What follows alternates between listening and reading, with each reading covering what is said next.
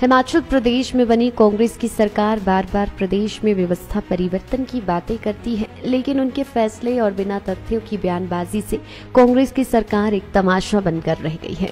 वर्तमान कांग्रेस सरकार ने जिन संस्थानों को अकारण बंद किया है, उनकी बहाली के लिए भाजपा आने वाले समय में आंदोलन करेगी और ऐसे कुछ मामले कोर्ट में भी दायर किए गए हैं।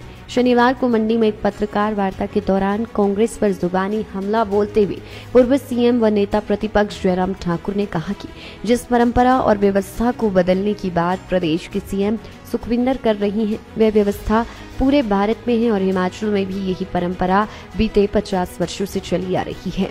वहीं जयराम ठाकुर ने बताया कि पूर्व की सरकार ने मंडी में जीतने की विकास कार्य को शुरू किया तो उसके लिए बजट का प्रावधान पहले से ही किया गया है, जबकि कांग्रेस के कार्यकाल के भी अधूरे कार्य को भाजपा सरकार ने पूरा किया है। देखिए, आप देखो सही, आंदोलन करेंगे और सारी चीज को लेकर के सरकार को बेनकाब करेंगे। सबसे पहली बात तो यह है कि जो फैक्ट से रख रहे हैं कि बजट प्रावधान के बिना बजट प्रावधान क्या है? चीफ मिनिस्टर की अनाउंस होती है जो ओवर एंड अबव होती है। चीफ मिनिस्टर की अनाउंसमेंट के बाद जो है वो एजेंडा आइटम के रूप में कैबिनेट में जाती है और कैबिनेट में उसकी अप्रूवल होती है और फाइनेंस सेक्रेटरी की प्रेजेंस में कैबिनेट के अप्रूवल होने के बाद बजट प्रोविजन उसमें इंक्लूड अपने आप हो जाता है, पोस्टों की क्रिएशन हो जाती है, इंस्टीट्यूशन जो है खुलता है और फंक्शन कर दिया जाता है। और पिछले 50 वर्षों से यही परंपरा हिमाचल में नहीं पूरे देश भर में सभी जगह संस्थान को खोलने की सभी राज्यों में इसी प्रकार से रही है, चलाने की इसी प्रकार से रही है। कोर्ट में चले गए 16 केस तो मेरी कॉन्स्टिट्यूंसी के हो गए कोर्ट में।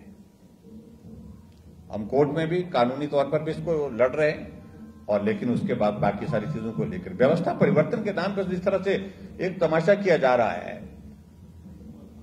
हर एक एडवाइजर इनका जो भी नियुक्त हो रहा है कैबिनेट रैंक के साथ हो रहा है। 6 सीपीएस बना दिए गए, विधायकों को कैबिनेट रैंक के साथ चेयरमैन बनाया जा रहा है। तो व्यवस्था परिवर्तन काहे की व्यवस्था परिवर्तन, ये समझाना बंद कर देना चाहिए उनको। आखिरकार आप कर क्या रहे? एयरपोर्ट के सिलसिले में मैं इतना जरूर कहना चाह रहा हूं कि बहुत वर्षों से बातें होती थी, लेकिन हमने एयरपोर्ट के मामले में जमीनी स्तर पर काम किया है, व्यवहारिक रूप से। नेशनल फाइनेंस कमीशन जब हिमाचल प्रदेश विजिट करने के लिए आए तो हमने उनके सामने पक्ष रखा कि हिमाचल प्रदेश में कनेक्टिविटी हमारा मेजर इशू है, आप इसमें मदद करिए।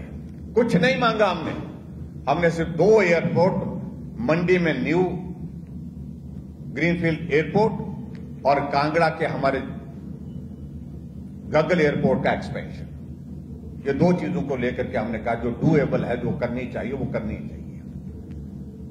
और फाइनेंस कमीशन ने 1000 करोड़ रुपए जो है मंडी ग्रीनफील्ड एयरपोर्ट के लिए जो है वो बजट में प्रोविजन किया, रिकमेंडेशन की है। 400 करोड़ रुपए जो है कांगड़ा के एयरपोर्ट के एक्सपेंशन के लिए क्या रखा है। आप रिकॉर्ड पे इसको निकाले, फाइनेंस कमीशन की रिकमेंडेशन में अगर आप देखेंगे तो उसमें इस बात का जिक्र है। और दूसरी बात जो कह रहे हैं कि एयरपोर्ट के लिए कोई बजट का प्रावधान नहीं किया, उनकी जानकारी के लिए मंडी ग्रीनफील्ड एयरपोर्ट के लिए हमने स्टेट की ओर से भी 1000 करोड़ रुपए का बजट का प्रोविजन रखा है, जिसको वो बार बार झुठला रहे हैं। अब ये मैं उम्मीद करता हूं कि बहुत जल्दी इसकी जो है हमारी इसकी डीपीआर जो है ऑलमोस्ट जो है वो फाइनल स्टेज पर है एयरपोर्ट की, क्योंकि इसमें कुछ चेंजेस हमको करनी पड़ी और उम्मीद करता हूं कि इसको भी पूरा करेंगे, ऐसा मुझे पूरा भरोसा है। जो हमने इसको भी हम अपना ड्रीम प्रोजेक्ट के रूप में अपना मानते हैं, ये भी पूरा होना चाहिए और इसको पूरा करेगी सरकार, ऐसा मुझे पूरा भरोसा है। लाइफ टाइम्स टीवी के लिए मंडी से नीरज शर्मा की रिपोर्ट।